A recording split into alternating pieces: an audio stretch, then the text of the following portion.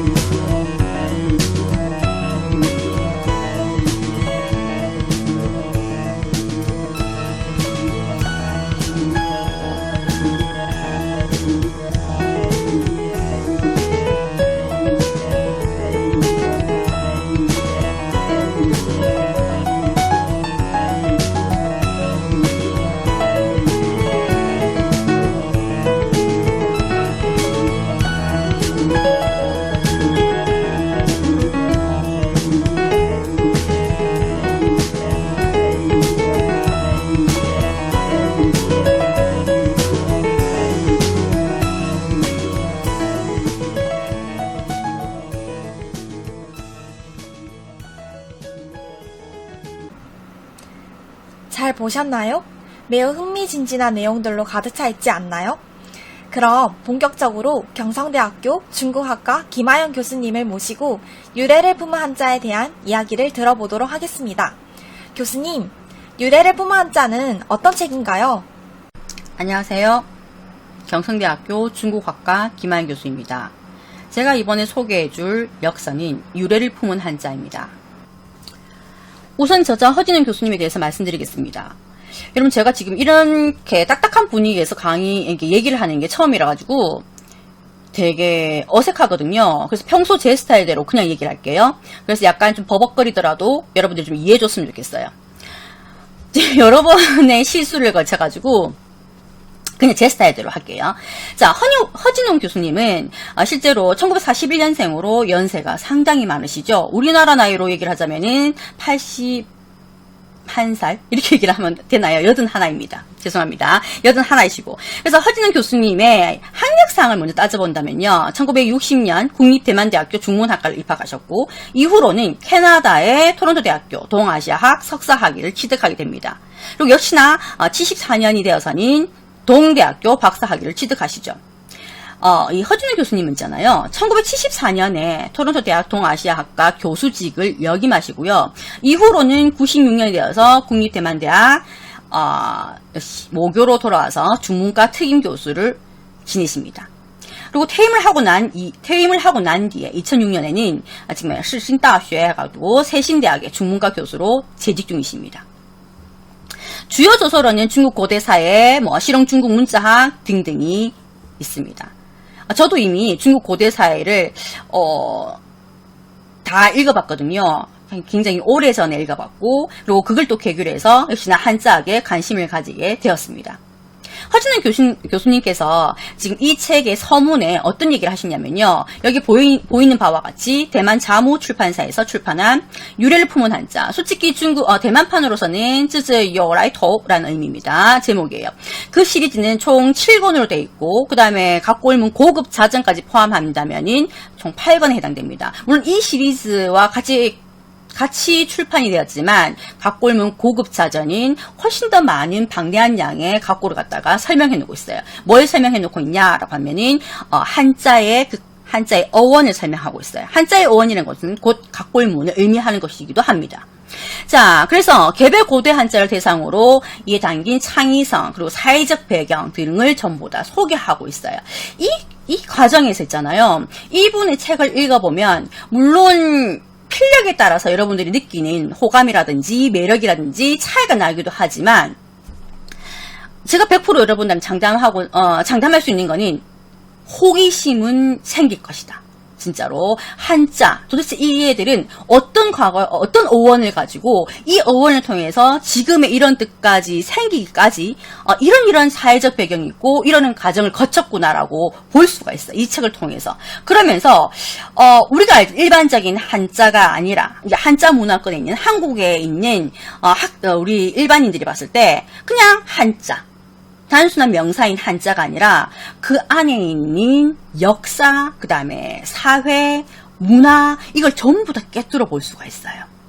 정밀하게는 교수님이 설명하셨고 우리는 거기서는 그 정도의 전문가가 아니기 때문에 그분의 깊이까지는 이해할 수 없다 할지라도 여러분들은 이게 한자였어?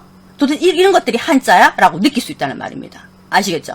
자, 그래서 뭐냐면 교수님은 60년 한평생 동안 한자만을 연구하신 분입니다. 그리고요, 단언컨대 교수님은 일반적으로 우리가 보통 보면은 학자로서 한 관점에서만 한 분야로 파고들잖아요. 근데 교수님은 이 한자를 연구를 할 때 자, 고고학과 역사학이 아니죠. 인류학까지 접목을 시킵니다. 물론 이것이 그냥 접목시킨 것이 아니라 교수님은 이전에 캐나다에 있을 때 고고학과 인류학의 박사 과정에도 진학을 하셨어요. 나중에 다시 지금 보다시피 동아시아학으로 전과를 하시고 박사학위를 취득하게 되시는 거죠. 그래서 실제로 교수님께서 두루두루 여러 가지 전공을 갖다 두루두루 섭렵하셨다라고 보시면 됩니다. 자, 저자 소개는 마치고요. 이제는 역자 소개를 하겠습니다. 여기 있는 5 교수님이 보다시피 하행상 교수님, 그 다음에 양념의 교수님, 이지영 교수님, 각현수 교수님 총 5분이 유래를 품은 한자를 번역했는데 하행상 교수님은 경성대학교 중국학과 교수, 그 다음에 한국한자연구소 소장님, 그리고 HK 플러스 사업단의 단장님을 지금 역임하고 계십니다. 그 다음에 양영래 교수님과 이지영 교수님과 각현수 교수님은 전부 다 SK 플러스 사업단의 교수님으로 재직하고 계십니다. 자, 총 6건인데 총 7건이 되잖아요. 자, 7건에서 나머지 7건에 해당되는 거는 각골문 실용자전입니다. 그러다 보니까 이거는 주제가 되는 게 아니고 여기 나와 있는 각골문의 어원을 갖다가 총괄하고 있다고 보시면 되고요. 여기 지금처럼 보입니까? 제1건 동물편, 동물에 관련된 한자들을 모아서 그 어원을 설명한 거는 동물편. 그 다음에 이것은 하행삼 교수님과 제가 번역을 했고요. 제2권은 제목을 보세요, 여러분. 전쟁과 형벌입니다. 전쟁과 형벌에 관련된 한자들을 모아서 어원을 설명한 것입니다. 이거는 이지영 교수님이 번역을 하셨고요. 제3권과 제4권은 전부 다 일상생활 1, 2로 나눠가지고 첫 번째는 음식과 의복, 그 다음에 두 번째는 거주와 이동으로 나눠져 있어요. 이거는 역시나 마찬가지 하영선 교수님과 제가 번역했습니다. 제5권은 기물 제작인데 이것은 양영래 교수님이 번역을 하셨고요. 마지막 제6권 인생 역전과 신앙은 곽현수 교수님이 번역을 하셨습니다. 그럼 여러분 1권부터 하나하나 한자를 뽑아서 설명을 해보도록 할게요. 제 1권은 동물편이라고 했잖아요. 그렇지만 그 안에서도 여러 가지 챕터로 나눠져 있기 때문에 여기서는 제1부 야생동물에 있는 한자를 추려냈어요. 어떤 거냐면은 지금 보다시피 여러분이 보면은 코끼리가 있죠. 코끼리가 그려져 있어요. 자, 근데 각골문이 나온 이 시기는요, 이미 지금 시대와 3000년 훨씬 이전의 시기란 말입니다. 그때의 코끼리와 지금의 코끼리가 같은 모습일까? 한번 생각을 해봤나요, 여러분? 똑같이 예나 지금이나 똑같은 모습으로의 코끼리 모습일까요? 자, 지금 현대 한자로는 코끼리 상자 해가지고 나와 있어요. 그러면은 그 당시에 그린 코끼리는 뭐였을까요? 한번 볼게요. 지금이랑 똑같을까? 자, 볼게요. 가장 두드러진 거는 지금 보다시피 코끼리의 몸뚱아리가 있고요. 그 위에 보입니까? 긴 코를 갖다가 엄청 그려놨어요. 이거는 여러분 누가 봐도 코끼리라는 것을 알 수가 있어요. 그리고 각골문에서 가장 상형성이 뛰어나다라고 볼 수 있는 거는 거의 다 동물이라고 보면 돼요. 아시겠죠, 여러분? 그러다 보니까 보자. 실제로 크기, 덩치는 잘 모르겠습니다만 우리가 딱 봤을 때 3000년 이전에도 코끼리는 여전히 코가 길었구나. 이걸 알 수가 있는 거죠.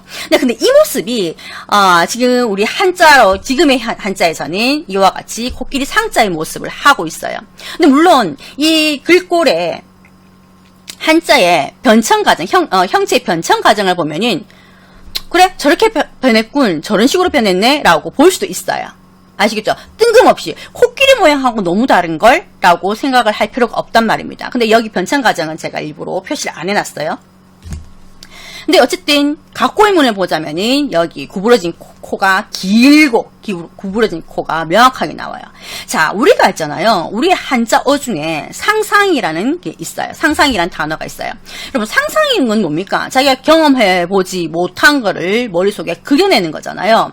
경험해보지 못한 사물이라든지 현상 같은 경우를 머릿속에 그려내는 거란 말입니다. 근데 왜 상자에 코끼리가 들어가나 한번 생각을 해봤어요, 여러분? 코끼리를, 엄밀히 따지면 코끼리를 생각하다. 코끼리를, 어떻게, 우리 보통 중국어로는 그리워하다는 것도 여기는 코끼리를 생각하답니다. 어떻게 상상이 코끼리가 대상이 될까요? 동물 중에 코끼리, 다른 것도 아니고. 솔직히 동물뿐만 아니라 여러 가지 존재들이 다 있을 거잖아요. 근데 왜 코끼리를 갖다가 생각하는 것이 상상이 되었을까요? 여러분 보세요. 지금의 온도와 그 당시 3000년 전의 온도는 분명히 다를 거예요. 그렇다는 말은 중국에서 이전에는 엄청나게 따뜻했다기보다 지금보다 따뜻하여 원래 중국 위쪽 지역부터 코끼리가 살았다는 말입니다. 위쪽 지역부터. 그러다가 날씨가 점차 내려가죠. 온도가 점차 내려가고 날씨가 추워지죠. 그렇게 되면 어떻게 됩니까? 코끼리는 더운 지역에 사는 동물이란 말입니다. 내려와요. 코끼리가 이동하게 된단 말입니다. 아래로. 그래서 지금은 광동성이잖아요. 중국의 광동성이 제일 아랫부분이고 운남성 같은 게 있잖아요. 성들이. 여기서도 지금 코끼리는 존재하지 않는다고 알고 있어요. 물론 동물원 가면 있습니다. 그러면 뭡니까? 그 아래지역에 베트남이라든지 태국이라든지 이런 지역으로 거의 코끼리가 서식해 있죠. 자, 그런데 있잖아요, 여러분. 이 상상이란 단어는 이전에 솔직히 북경이란다. 북쪽 지역에 살았던 코끼리가 아래로 내려가면서 그 시대만큼 시간이 흘러가잖아요. 그럼 분명히 그 위쪽에 살았던 할머니 같은 분들은 자기가 있었을 때는, 분명히 아주 덩치가 크고 코가 긴 동물이 살았다 하더라 라고 하면서 역시나 그 이전의 할머니 또 그 이전의 할머니한테 들었을 뻔하다는 거죠. 물론 할머니라고 얘기를 해서 죄송합니다만 할아버지든 할머니든 계속해서 이렇게 듣는단 말입니다. 근데 자기는 지금 볼 수가 없어요. 지금에서는 이 코끼리가 다 사라지고 없단 말이에요. 그러다 보니까 그렇게 들으면서 옛날에 예를 들어서요, 여러분, 옛날에 덩치가 크고 코가 긴 동물이 살았군이라고 생각하는 것이 상상입니다. 아시겠죠? 그래서 코끼리 상자가 들어가는 겁니다. 그리고 자, 그 밑에 있는 상상은 똑같은데 꼴상자입니다. 모습상자, 꼴상자라고 하지만 역시나 뭡니까? 저기 이 한자의 구성 성분으로 코끼리 상자가 들어가는 거죠. 그럼 뭡니까 여러분? 이 상상이란 단어를 통해서도 고대 중국에서는 코끼리가 살았다라는 것을 알 수가 있죠. 자, 여러분 동물편에서 하나 더 예를 들어보면요. 우리 제1부가 야생동물이라고 했잖아요. 근데 여기서 제4부는 가축편에 해당됩니다. 여기 보다시피 여러분들은 지금 양의 모습을 하고 있는 그림을 보이잖아요. 근데 고대에 우리 그 당시에는 양의 모습의 특징이 어떤 것이었으면서 어떤 것이고 그다음 그 속성이 뭘까? 왜 고대 중국인들은 양을 좋아했을까라고 한번 살펴보자는 겁니다. 고대 중국인들이 생각했던 이 양은요, 지금 여기 보이는 바와 같이 저런 모습을 하고 있어요. 물론 사람 같은 모습은 아닙니다. 뭐냐면 뿔을 얘기하는 겁니다. 자, 이 뿔은요, 당연히 양에게 있는 건데, 우리가 생각하는 양과, 지금 고대 사람들이 여기고 있는 양의 모습이 다른 거죠. 우리는 어떤 양이라 생각한다면은, 저 뿔은 생각하지 않잖아요. 어떤 양이죠? 양털로 쓰이는, 우리 옷감으로 약간 쓰인다고 해야 되나요? 그 양, 이렇게 크고 하얀 털을 가지고 뽀송뽀송한, 이런 느낌을 가지잖아요. 근데 고대에서의 양은 전부 다 저와 같은 뿔을 가진 양을 의미합니다. 근데 저 뿔을 어떻게 상상을 했냐면요. 고대인들은 저 뿔로, 사악하고 부정한 거, 그리고 옳지 못한 사람들이라든지 이런 걸 보면 저 뿔로 쳐서 죽일 수 있는 존재로 봤던 겁니다. 그래서 어떻게 보면은 신성스러운 존재로 봤던 거죠. 자, 그런데 각골문에서는 어떻게 제가 그려졌을까? 이렇게 그려졌어요. 아까 우리 봤던 코끼리하고는 상당한 차이가 있죠, 여러분. 코끼리는 누가 봐도 코끼리 같이 보이잖아요. 근데 얘 같은 경우는 전혀 그렇게 보이진 않아요. 양처럼 보이진 않아요. 이거 딱 그냥 봤을 때는. 그럼 자 뭐냐? 위에 있는 거 보세요. 이 그림하고 여러분 딱 비교를 해보세요. 위에 있는 이거 있잖아요. 두 개의 구분 핵은 두 뿔을 나타내요. 지금 보이죠? 똑같이 두 뿔을 나타내고, 그럼 이 허진영 교수님이 설명하는 바예요. 자, 그 다음에 밑에 있는 이렇게 돼 있는 거 있잖아요. 비스듬한 선은 눈을 나타낸다고 봐요. 이렇게 비스듬한 선은. 그 다음에 가운데 있는 거는 딱 뻗은 콧등이라는 거죠.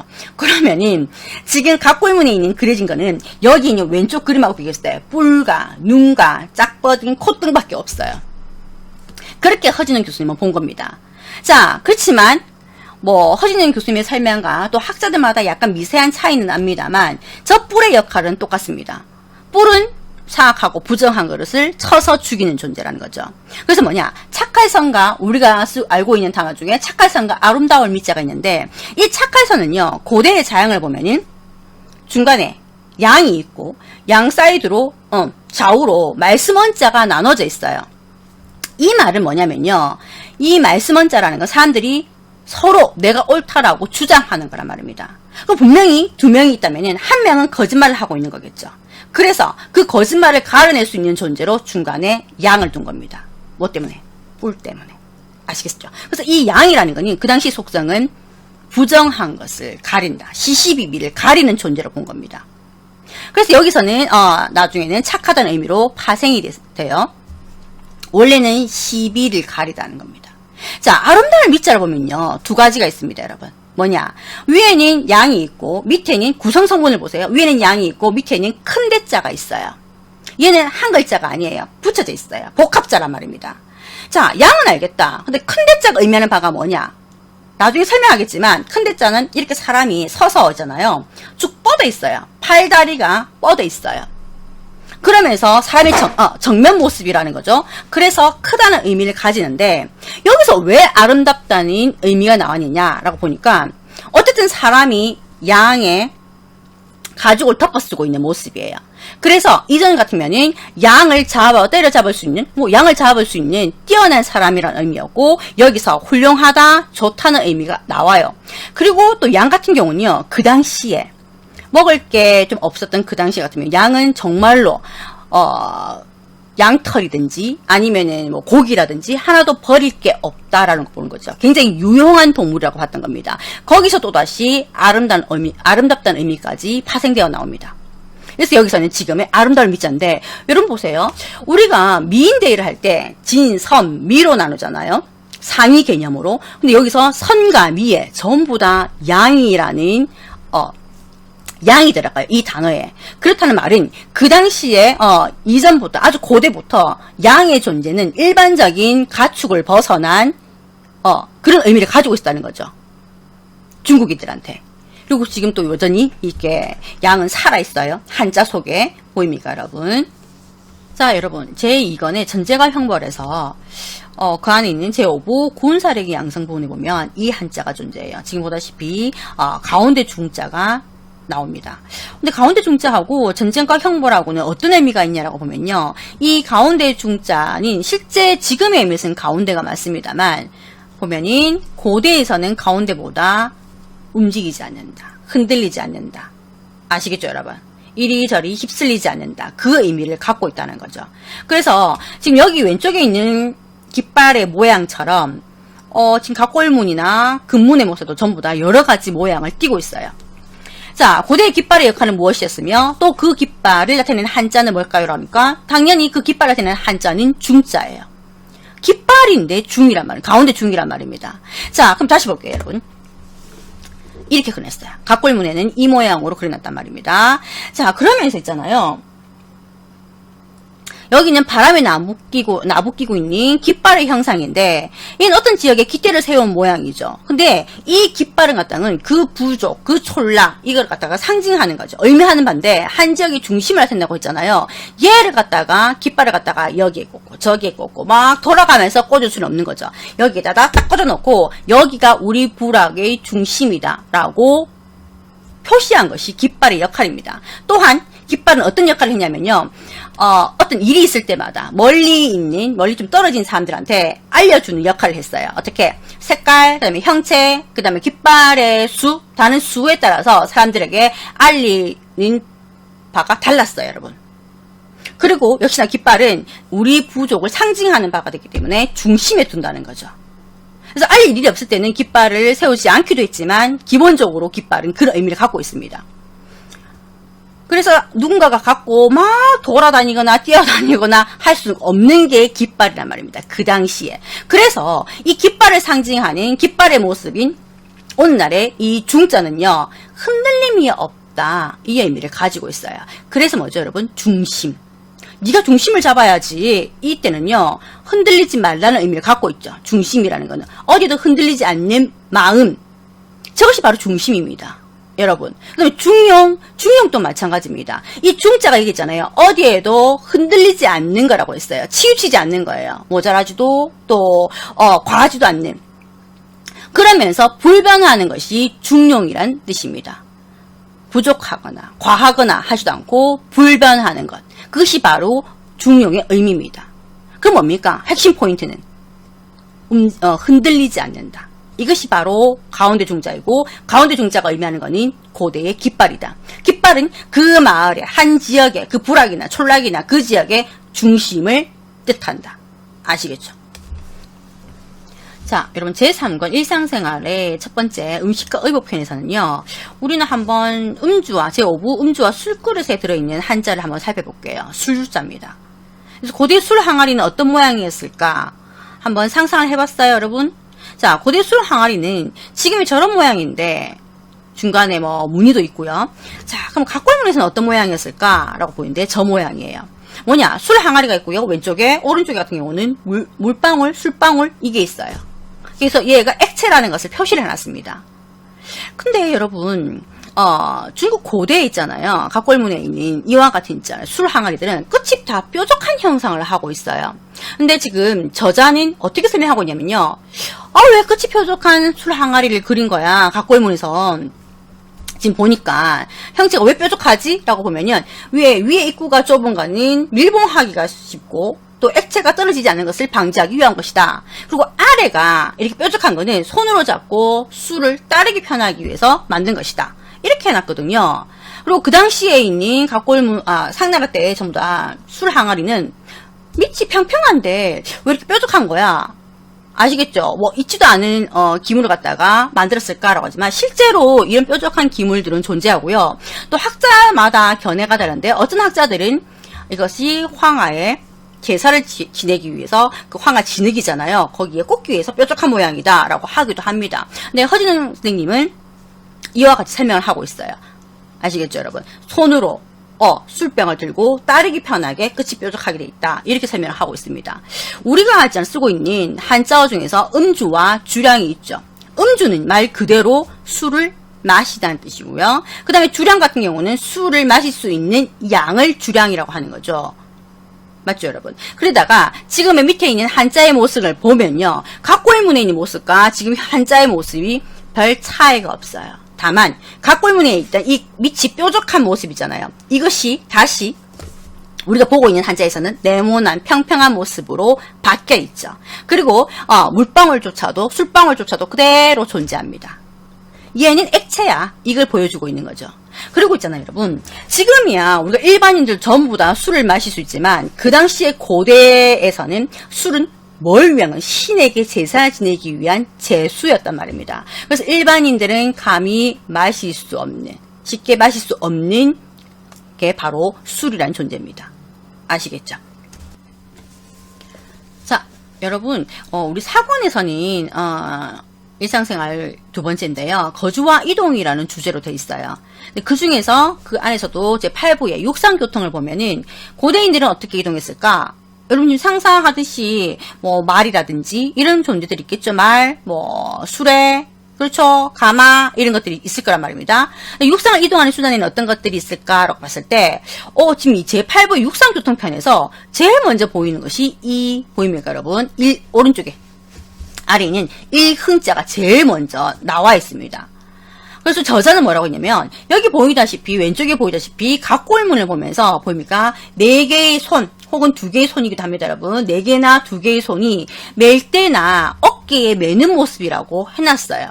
그리고 저 밑에 있는 거 있잖아요. 여기 위아래는 4개의 손 혹은 2개의 손이라고 봤을 때 밑에 있는 이 네모는 그냥 장식성 부호라고 본 거죠. 그럼 중간에 어쨌든 있는 거는 제인 들 것이란 말입니다. 어떤 모습을 상상하면 되냐면요. 딱 이 모습이에요. 이 모습을 갖다가 그린 각골문으로 그려놓은 것이 저 왼쪽의 모습이라고 보면 됩니다. 근데 이 한자의 포인트는 뭐냐면요. 밑에서부터 위로 올리다. 들어 올리다가 초점이 맞춰져 있어요. 그러다 보니까 뭡니까, 여러분? 우리가 쓰고 있는 단어 중에 흥분이란 단어, 흥행이란 단어, 우리 정말 종종 쓰고 있는 단어들이잖아요. 근데 이 흥분이란 감정은 감정이 북받쳐서 일어나는 것. 이때 쓰는 단어가 흥분이고요. 흥행이라는 것도 마찬가지예요. 널리 예를 들면 영화라면 영화 흥행이란 말을 했을 때 이 표가 많이 팔린다든지 널리 알려진다든지 어쨌든 간에 일어나는 기운이라는 거죠. 기운 자체가 일어나고 있다는 겁니다. 이때 흥행이라는 단어를 쓰잖아요. 자, 그래서 이 흥자를 보면은 지금의 한자의 모습을 봤을 때 위에 있는 거는 손일 것이고 당연히 중간에 있는 것은 들것의 형체일 겁니다. 그리고 이 저자는 뭐라냐면 저기 있는 동그라미. 자, 장식성 부호인 저 동그라미 네모가 왜 제가 동그라미라고 하죠? 저 네모가 안에 들어가 버린 거예요. 저자가 봤을 때는. 그러다 보니까 밑에 있는 건 당연히 손이 저렇게 바뀐 겁니다. 밑에 있는 이 모습은. 그래서 뭐라고 했냐면은 훨씬 설문회자에서 얘가 같을 동자로 잘못 봤다라고 얘기를 하는 거죠.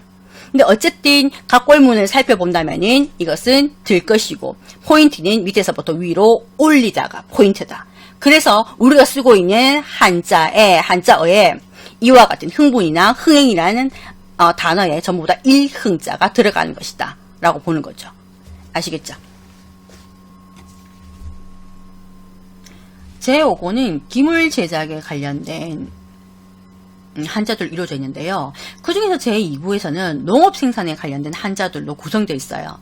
근데 농업 생산을 할 때 농업 생산에 방해되는 것도 같이 그려놨더라고요. 그 중에 하나가 가을 추자입니다. 자, 가을 추자 같은 경우는 어떻게 농업 생산에 방해되는 것들이 있을까라고 봤을 때 보세요, 여러분. 고대 중국의 농업 생산에서 크나큰 피해를 준 곤충이 무엇일까라고 보면요. 메뚜기를 들 수 있어요. 그리고 이것은 오늘날에도 역시나 마찬가지 메뚜기를 들 수 있죠. 메뚜기 같은 경우는 종종 뉴스에서 나와요. 메뚜기 떼가 모든 농작물을 습격해서 갉아먹고 있다. 이렇게 나오잖아요. 수확을 방해하고 있다. 이런 뉴스를 아직까지 접한단 말입니다. 그 3000년 이전이나 지금이나 이놈의 메뚜기는 자, 그래서 보세요, 여러분. 메뚜기의 습성은 변하지 않는 것 같아요. 자, 메뚜기가 이 허진원 교수님은 어떻게 얘기하시냐면요. 메뚜기는 여름과 가을에 활동을 한다. 그리고 가을에 우리가 곡식을 또 수확해야 될 이 시점에서 그 전에 메뚜기 떼가 대량으로 나타나서 전부 다 곡식을 깔아먹는다는 거죠. 그럼 이거는 곤충으로 인한 재앙이란 말입니다. 재해란 말입니다. 그래서 얘를 갖다가 대책을 세워야 되잖아요. 고대 중국인들은 어떻게 대책을 세우느냐라고 보니까 메뚜기가 빛을 쫓아다니는 습성이 있다는 거죠. 그래서 불을 피워놓고 메뚜기가 막 메뚜기들이 다가와서 거기서 탁탁탁 타서 죽게끔 만들었다는 겁니다. 근데 이것을 갖다가 이걸로 가을을 나타내요. 왜? 메뚜기가 활동하는 시기가 여름과 가을이고, 그런데다가 얘가 단체로 떼거지로 몰려오는 메뚜기 떼가 몰려온 그 시점이 우리가 가을에 곡식을 수확할 때란 말입니다. 그래서 얘는 가을을 나타낼 때 쓰입니다. 근데 지금의 우리가 보는 이 한자에는 메뚜기가 없고요. 뭐가 있죠, 여러분? 벼와, 그렇죠, 곡식과 불이 남아있는 거죠. 여기 있는 거는 곡식을 갉아먹는 메뚜기 떼가 사라졌다고 보면 됩니다. 이 한자에서는. 그래서 메뚜기를 불에 태우는 모습이 오늘날의 불화자의 가을추의 어원이 된다. 그리고 지금 우리가 쓰고 있는 한자에는 뭐가 있습니까? 추석과 추수가 있어요. 추석 같은 경우는 조만간 추석이에요. 맞죠, 여러분? 그래서 추석은 말 그대로 가을밤이고 음력 8월 15일을 의미하죠. 그 다음에 이 시점에서, 가을이 된 이 시점에서 곡식을 수확한다, 이 의미를 갖고 있고요. 또 추수 같은 경우는 말 그대로죠. 곡식을 갖다가 가을에 걷어들인다, 이 의미를 갖고 있는 겁니다. 추수가.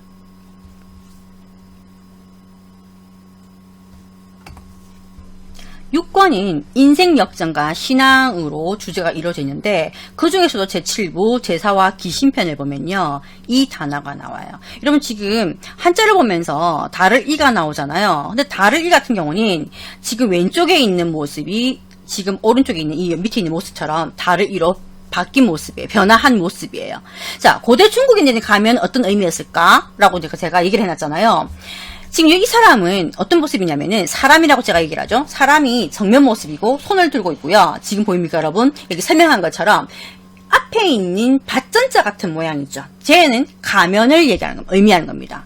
가면을 쓰고 이 사람이 손을 들고 있는 모습이에요. 어떤 학자들은 이 사람이 가면을 쓰고 춤을 추고 있다라고 표현을 하기도 하고요. 여기서처럼 가면을 치켜들고 서 있는 사람이라고 하기도 합니다. 물론 허진원 교수님은 서 있는 사람이라고 표현을 했어요. 근데 이 가면이 어떤 의미일까라고 보니까요, 전부 다 가면에 초점이 맞춰져 있는 거예요, 여러분. 뭐 춤을 추고 있든지 아니면 서 있는 사람이든지 여기 초점이 맞춰져 있는 것이 아니라 가면에 초점이 맞춰져 있다는 겁니다. 우리 일반인들은 가면을 쓰지 않아요. 그럼 이거는 일반인과 다르다는 말을 하는 거죠. 일반인과 다르다. 그래서 뭐냐면은 우리 한자어 중에서 이상이라는 단어가 있죠. 이상이라는 단어를 보면요, 정상적인 것과 다르다. 보입니까, 여러분? 저 모습을 하고 있는 겁니다. 저것이 이상이라는 거예요. 기하다. 아시겠죠, 여러분? 자, 얘는 어떻게 모습이냐면은 딱 저런 모습, 가면을 쓰고 있는 모습인데, 가면이라고 한다면은 저렇게 밭전자 모양으로 해놨어요. 근데 실제로 있잖아요, 중국인들 가면인 이와 같이 기하다, 일반인과 다르다, 정상적인 모습과 다르다, 이상하다, 이 의미 말고 귀신이라는 존재 있죠. 우리 신앙에서 보다시피 귀신의 귀자 있잖아요, 여러분. 이 귀자 같은 경우는 어떤 모습이냐면은 가면을 쓰고 있는 모습으로 형성돼요. 몸은 사람이에요. 사람이 가면을 쓰고 있어요. 물론 이 지금 보고 있는 저 각골문과는 다른 모습입니다. 그래서 가면을 쓰고 있다는 거는 여기서는 사람이 아니다. 이거는 우리와 같이 있는 일반 사람이 아니라 귀신의 모습이다라고 봤고요. 그 다음에 두려워할 외자 있잖아요. 경외하다 할 때 외자. 이 외자를 보면은 똑같이 가면을 쓰고 있고 창같이 들고 있어. 창 좋지. 창이라는 게 뭡니까? 무기죠. 우리가 귀신이라는 존재도 무서운데 이 귀신이 창까지도 들고 있단 말입니다. 얼마나 무섭고 두렵겠어요. 여기서 두려워할 외자가 생겨나는 겁니다.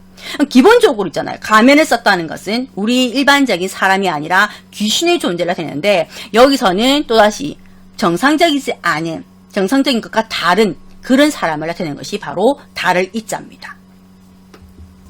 제가 지금까지 유래를 품은 한자 1권에서 6권에 해당되는 각각의 한자를 추려내가지고 여러분들에게 설명을 했습니다.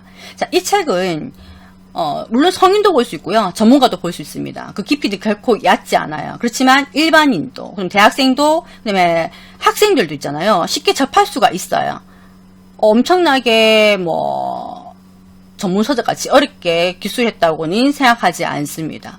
한번 살펴보면, 보면 좋을 것 같고요. 진짜로. 이렇게 얘기해놓고 제가 씩 웃는다는 거는 나름 어렵다는 뜻인가 할 수 있지만, 저는 대학교 때 이렇게 공부했어요. 정말 대학교 때.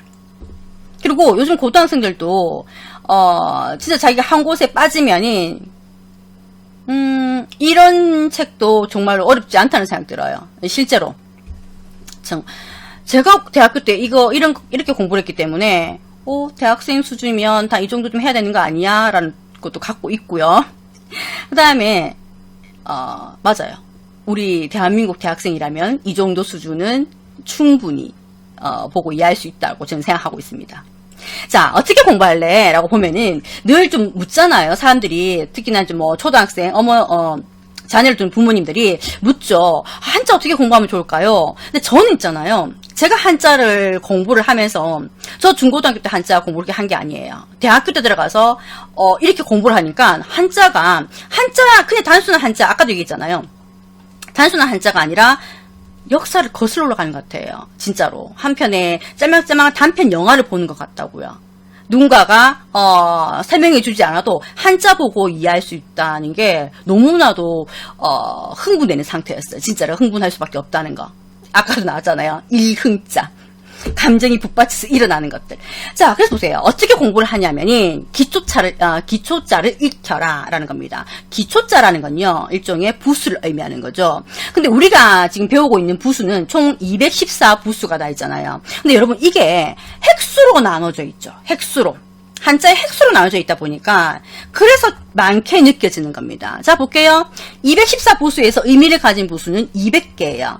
얘들을 갖다가 있잖아요. 이를 부수로 갖다가 의미별로 범주화시켜서 이해하면 정말 한 10개 나눠질까요? 한 15개?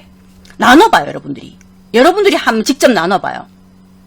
저도 한 번 나눠봤는데 얘를 어디 넣어야 돼? 이런 생각 들어요. 얘는 예를 들어서 곤충에도 들어갈 수 있고, 아까 얘기했잖아요. 우리 가을추 얘기했잖아요. 가을추는 분명히 거기에 벼하자가 들어가고, 맞죠 여러분? 불하자가 들어간단 말입니다. 그러다가 메뚜기까지 넣으면은 얘는 기물 제작에 넣을 수 없어요. 엄밀히 따진다면 우리가 생각하기에. 근데 우리가 어느 기준을 두고, 좋아, 기물 제작편에 농업 생산에서 이 애를 갖다가 가을추라는 단어를 넣겠어 라고 한다면은 자신만의 관점이나 기준이 있는 거죠. 그렇게 하면 될 수 있다고 봐요. 그러니까 제가 만약에 이거 어디 넣을까 하면 저만의 아직까지 기준이 정해져 있지 않다라고 보면 됩니다. 한번 나눠봐요. 정말 재밌을 거예요. 어디 넣을까? 그냥 재미삼아 이렇게 계속 가우뚱가우뚱 것이 아니라 그런 가우뚱거림 속에서 여러분의 기준이 생겨날 거란 말입니다. 자, 그래서 뭐냐면요. 예를 들어서 보면은 자연, 인간, 신체 부위, 인간의 신체 부위입니다. 그다음에 동물, 가옥, 기물이라고 따졌을 때 자연에서는 산, 그 다음에 물수, 내천, 그다음에 불화, 밭전 이와 같은 걸 둘 수 있을 것이고, 두 번째 인간에서는 사람인자, 여자 여자, 어미 모자, 아들 자자 이런 것을 둘 수 있겠죠. 그 다음에 신체 부위에는 제가 일부러 위에서부터 얼굴에서부터 쭉 내려가게 해놨어요. 남면자가 넣었으면 더 좋았는데 남면자를 제가 빼버렸어요. 깜빡 잊고 빼버린 거예요. 5개만 넣다 보니까 대순대로. 자, 눈목자, 그 다음에 스스로 자자는 코를 의미합니다. 코, 그 다음 보이죠? 입구자, 그 다음에 귀자, 마음심자. 마음이라는 건요, 심장을 의미해요. 저 마음심자는 애초에 심장을 그린 한자입니다. 그래서 심장까지. 이런 식으로 만들 수가 있어요. 자, 동물 같은 경우는 소, 보이죠? 소, 우자, 양양자, 호랑이 호자, 그 다음에 거북 귀자, 용용자. 가옥 같은 경우는 전부 다 집이잖아요. 집면자, 집엄자, 이런 식으로. 그 다음에 기물 같은 경우는, 내가 왜 기물이라 했을까? 얘는 무기인 거죠, 여러분. 무기인데, 창과자, 창모자, 그 다음에 화살시자, 이런 것들을 둘 수가 있겠죠. 아니, 그러면 하나 여러분들 질문했을 거예요. 왜 창과자와 창모자가 있는 겁니까? 둘 다 뜻은 똑같잖아요. 창이란 뜻이 똑같잖아요. 그럼 형체가 달라요. 아시겠죠? 조금 더 발달한 형체가 모자입니다. 이렇기 때문에 알지? 창극자가 있죠, 여러분. 제가 설명을 잘못했어요. 우리 창에 해당되는 한자로 보면요, 창가와 창모와 창극자가 있어요. 각각의 다 특징이 달라요. 그러다 보니까 우리가 뜻으로는 창으로 쓰지만 음만 다를 뿐이지 뜻은 똑같네. 근데 형체도 달라요. 정말 재밌어요, 여러분. 그 정도로 전쟁이 많았다는 빈번했다는 의미가 될 겁니다. 이런 식으로 있잖아요. 우리가 지금 보다시피 맨날 획수로 나눠져 있는 부숫자를 보지 말아요. 가감이 여러분들 있잖아요. 전부 다 의미별로 나눴으면 좋겠어요. 그러면은 이 한자들이 200개가 아니라 확 줄어들죠, 여러분. 진짜로. 큰 있잖아요. 범주 안에 그 단어들이 하이 단어들이 막 생겨나는 것들이니까, 범주가 생기는 것들이니까 훨씬 더 줄어들어요. 200개란 생각이 안 들고, 예를 들어서는 뭐 30개라는 둥 확 줄어들어요. 그리고 우리 알잖아요. 우리도 카테고리 하시잖아요. 큰 카테고리, 그 밑에 있는 세부 카테고리, 이런 식으로. 그럼 우리가 이해하기가 훨씬 쉬워져요. 자, 두 번째, 기초자의 어원을 이해하라. 기초자라는 것은 좀 전에도 얘기했다시피 부숫자라고 얘기했어요. 부숫자의 어원을 이해하라는 겁니다. 자, 그래서 뭐냐면요, 각각의 부수에는 전부 다 그만의 어원을 가지고 있어요.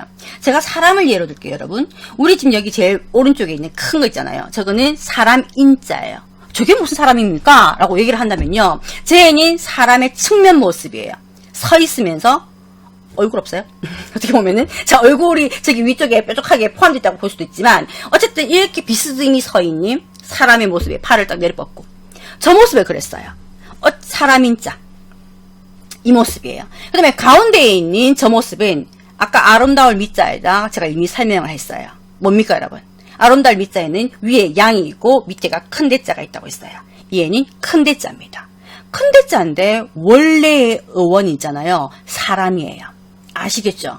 지금은 크다는 의미를 써요. 물론 그 당시에도 크다는 의미를 씁니다, 여러분. 그렇지만 기본적인 어원인 사람의 정면 모습. 팔과 다리를 전부 다 쫙쫙 뻗어 있는 사람의 정면 모습이라는 거죠. 분명 사람에 있는 측면 모습인 사람인보다는 부피가 훨씬 더 크게 차지할 겁니다. 그 다음에 오른쪽에 있는 건 쟤는 뭐 같아요, 여러분? 쟤도 분명히 사람의 정면 모습인데, 그러면 큰 대자에서 밑에 달라진 거는 한 줄, 밑에 있는 한 줄밖에 없어요. 쟤는 뭘 상징하냐면요, 땅을 상징해요. 그래서 뭐냐, 쟤는 설립자예요. 서다예요. 어디에? 땅 위에 서 있는 모습이에요. 저게 설립자예요. 그래서 우리가 이런 말을 많이 하잖아요. 입장 바꿔서 생각을 해봐라, 이런 말을 많이 하잖아요. 이 입장이라는 건요, 내가 서 있는 그 땅, 그것을 얘기하는 겁니다. 아시겠죠? 자기가 서 있는 그 땅, 그 장소, 그것이 입장이에요. 그럼 여기만 딱 서 있으면, 제가 여기 딱 서 있어갖고 여러분들한테 얘기하면은 여기에 있는 이 관점으로만 얘기를 할 거라는 겁니다. 만약에 이 위치에서 벗어나서 다른 데 서 있다면은 또 다른 사물과 현상이라든지 상황이 보일 거예요. 그래서 입장이라는 단어가 나오는 거죠. 우리가 딱 서 있는 그 장소, 그 자리, 이것을 얘기하는 겁니다. 그래서 여기에 있는 200개에 해당되는 부숫자의 어원을 이해를 하면 돼요.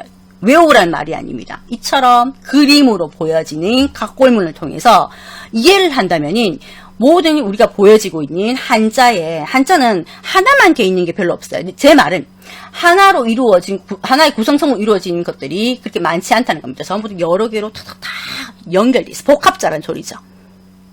아시겠습니까? 복합자라는 소리입니다. 그래서 복합자는요, 찢을 수 있죠.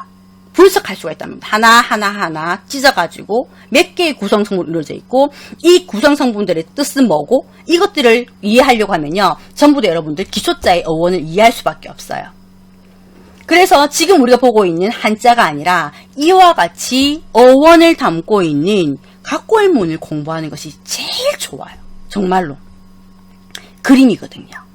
일종의 그림이란 말입니다. 문자이기도 합니다. 아주 상당할 때는 이게 최초의 문자일까, 중국 최초의 문자일까 의심이 날 정도로 고도로 성립이란다, 발전되어 있는 형상이에요.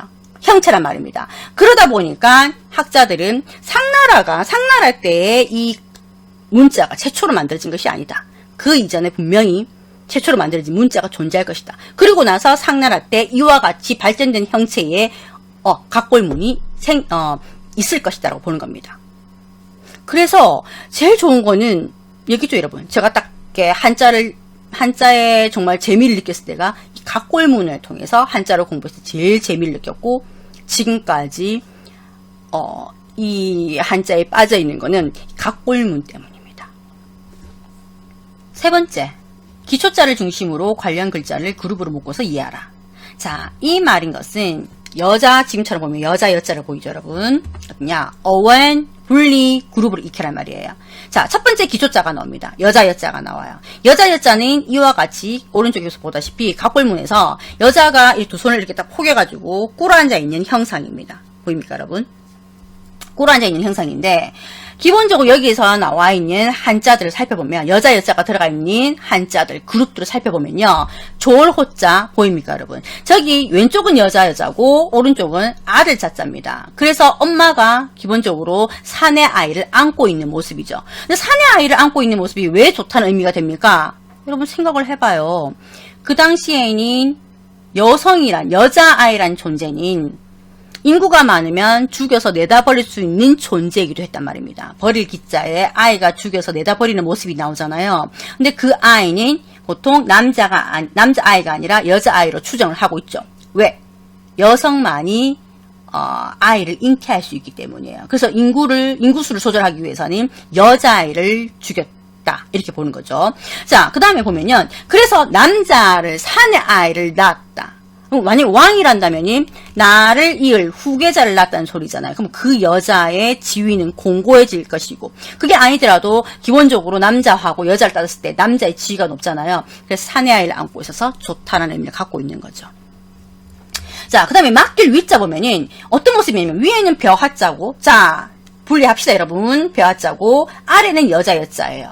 그러면 여자가 위에 벼단을 이고 있는 모습인데, 이렇게 수학철에 여자조차도, 여자는 솔직히 남자에 비해서 물리적인 힘으로 따지면은 약하죠. 그런 여자도 정말로 수학철에 나가서 일을 했단 말입니다. 그런데 일을 한 건 좀까진 좋은데 왜 이게 맡기다, 위탁하다 이 의미를 가집니까? 라고 하니까 맡겨버린 거죠. 이게 볕단 일을 하다가 너무너무 힘든 거예요. 솔직히 여자가 2시간 일하면 남자가 4시간 일할 수 있는 걸 갖다가 여자는 이와 같이 육체적인 노동이면 2시간 일할 수 있다고 봤을 때 나중에는 이와 같이 맡기다는 의미가 생겨난 것이란 말입니다. 위탁하다. 다른 사람에게 이 일을 위임하다. 이런 식으로. 아시겠죠? 자, 그 다음에 요상할 요자 같은 경우는 지금은 요상하다라는 뜻으로 쓰입니다. 그렇지만 그 밑에 들어가 있는 의미항으로 봤을 때 옆에는 여자고 오른쪽은 어릴 요자입니다. 어릴 요자. 그래서 뭐냐? 예나 지금이나 나이가 어린 여자로부터 아름답다는 의미를 표현을 하잖아요, 여러분. 정말로. 그러다 보니까 원래는 나이가 어린 여자에서 이 애가 원래는 어떤 뜻이냐면 아름다울 요자였어요. 아름답다는 뜻을 표현을 했습니다. 그러다가 여성의 지위가 낮아지면서 어떤 의미가 생겼냐면 부정적인 의미가 첨가가 돼버린 거죠. 요상하다는 의미가 생겨나 버린 겁니다. 그러면서 뭐냐? 요괴, 요물 이런 말이 생겨나죠. 여러분 우리 이전에 개그 콘서트였던가? 거기에 한 코너에 보면은 굉장히 한 남자 개그맨 여자를 보고 막 요물 막 이렇게 해버려요. 봤는지 모르겠어요. 그때 요물의 요자. 이것이 바로 저 요상할 요자입니다. 그리고 저 요자에는 여자가 들어가 있어요. 그 다음에 볼게요. 아첨할 미자인데 여러분 우리 미를 있잖아요. 아름다움을 나타내는 것 중에 하나가 눈썹도 있어요. 눈썹이 길고 짙은 사람이잖아요. 얘들은 대부분 아름답다라고 보죠. 그리고 고대에도 이런 인식은 분명히 존재했습니다. 그래서 기본적으로 이 아첨할 미자는요 어떤 뜻을 가졌냐면 똑같이 요상할 요자, 나이가 어려서 아름답다움을 표현한 요상할 요자와 똑같이 원래는 눈썹이 길고 짙어서 아름답다는 것을 표현했어요. 누가? 여자가. 그걸 표현했는데 또 요상할 요자와 똑같은 이유로 인해서 이후에 아첨하다라는 뜻이 생겨났어요. 지금은 아름다울 미자도 의미항이 있긴 있어요, 여러분. 요상할 여자도 똑같이 아름답다가 둘 다가 들어가요. 근데 약간 대표 의미로는 지금처럼 아첨할 미자로 쓰인단 말입니다. 전부 다 여자한테 부정적인 인식이 더해진 것을 보면 돼요. 그게 뭐냐? 바로 중국 고대의 사회상을 알 수 있다는 겁니다. 사회적 배경, 사회상을 알 수 있다는 소리예요. 그럼 제일 마지막은 최강이죠, 여러분. 여자가 3명이 딱 이렇게 있는 것들. 여러분 있잖아요. 고대 중국에서 3은 석3자도 됩니다. 솔직히 하나, 둘, 3명, 여자가 3명 있다도 되지만 기본적으로 3으로 세개를 그리면서 많다는 의미를 표현을 합니다. 그래서 여자가 3명 있으니까 3명의 여자가 있으면 간사해진다는 뜻인가요? 그것이 아니라 정말로 많은 여자들이 모여 있어가지고 많은 여자들이 모여 있으면 간사해진다는 것을 나타내는 단어가 저 간사의 간자입니다. 알겠죠? 앞으로 여러분들이 전부 다 이와 같이 3개가 같이 동일한 형체의 한자가 3개가 붙어져 있으면 많다라고 보세요. 아시겠습니까? 왜 간사해질까요, 여러분? 그냥 간사해지나요? 아니죠. 잘 생각해 보세요. 재밌을 거예요. 한자 어떻게 공부할래? 이제 마지막 단계입니다, 여러분. 한자 속에 든 문화성을 이해하라. 문화성이라는 거는 문화의 정도나 수준을 얘기하는 거죠. 한자 속에는 모든 문화가 내포되어 있다고 보면 됩니다. 그 당시의 문화, 어떤 문화가 내포되어 있는지 한번 살펴볼까요, 여러분? 양으로 볼게요, 여러분. 양은 아까도 얘기했다시피 성가, 착할 성가, 아름다울 미자가 있죠. 얘들 같은 경우는 솔직히 아름다울 미자는 설명했다시피 양의 가죽을 덮어쓴 사람, 양을 잡을 수 있는 훌륭한 사람, 그래서 뛰어나다, 훌륭하다, 이 얘기를 하는 거 좋다라는 의미가 있고, 그럼 양은 우리 인간들에게 너무너무 유용한 존재, 동물이다. 그래서 아름답다는 의미가 생겼다라고 보기도 하고요. 착할성 같은 경우는 얘기했잖아요. 시시비비를 가려줄 수 있는 동물, 상스러운 동물이 양이다. 그래서 이 양은 뿔로 부정한 자를 친다라고 얘기를 했습니다. 그리고 세 번째 보면은 저건 상서로울 상자입니다. 자, 왼쪽에 있는 거는 분리하세요, 여러분. 전부 다 분리할 수가 있어요. 왼쪽에 있는 거는 재단을 의미합니다. 보일시자는 일종의 재단이에요. 재단은 어디에 쓰는 겁니까? 제사를 지내기 위해서 쓰는 것들이죠. 그래서 양에게 지내는 제사가 아니라 제사에 양이라는 희생을 바친다는 의미를 가지고 있어요. 그럼 양을 왜 희생물로 많이 썼냐면요. 순백색 때문에, 하얀색 때문에, 순결하다, 깨끗하다. 이 의미 때문에 양을 많이 썼습니다. 그래서 여기 뜻은 뭐냐? 상서로울 상이죠. 길상의 의미였단 말입니다. 그럼 제일 마지막에 우리 의로울 의자 보세요. 의로울 의자도 위아래로 구성 성분이 나눠져 있어요. 위에는 양이고 밑에는 나자입니다. 자, 나자는요, 실제로 1인칭 대명사인 나를 지금은 뜻하기도 합니다. 근데 각골문을 살펴보면요, 이 애는 분명히 창이에요. 무기란 말입니다. 근데 어떤 무기냐면요, 실제로 양가죽을 덮어쓴 무기예요. 그러면은 실제 전투에서 사용하는 무기가 아니란 말입니다. 상징성을 떠요. 상징성을 나타냅니다. 뭐냐? 이걸로 우리 부족에서 부정한 자, 우리 부족을 배신할 수 있는 자를 처단한다는 의미를 띠고 있어요. 이것이 의로울 의자입니다. 아시겠죠? 그래서 양 같은 경우는 신에게 바치는 대표적인 희생물인데 이 희자에도 있잖아요. 바칠 희자입니다. 이 희자에도 양이 들어가요. 그 정도로 고대 중국 사람들한테는 이 양은 일반적인 가축의 의미를 넘어서고 있는 존재란 말입니다. 그리고 그 안에는 뭐가 들어있다? 고대 중국의 문화가, 고대 중국 사람들의 사고관이 다 반영돼 있어요. 이렇게 보시면 돼요. 역시나 마찬가지 한자 속에 든 문화성을 이해하라는 이 말도 좀 전에 제가 설명한 산문과 같이 연결되어 있는 맥락이라고 보시면 됩니다. 자, 한자 어떻게 공부할래요? 총 4가지 얘기했습니다. 정말로 어렵지 않아요, 여러분.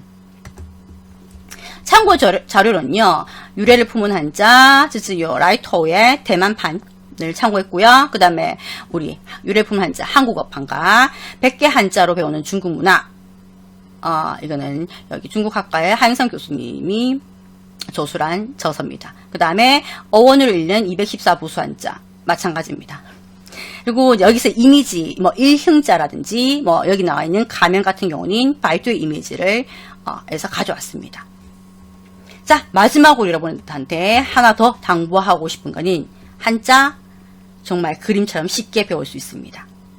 이게 제가 한자를 어떻게 배울래? 어떻게 공부할래? 하는 것 중에서 가장 제일 많이 결론이 쉽게 배울 수 있다. 그리고 제가 얘기했던, 제시했던 4가지. 중복되는 것들이 있어요. 4가지라 해도, 너무 많은걸? 그게 아닙니다. 제시하고 있는 바가 4가지가 아니에요. 중복됩니다. 모두 하나로 전부 다 귀결돼요.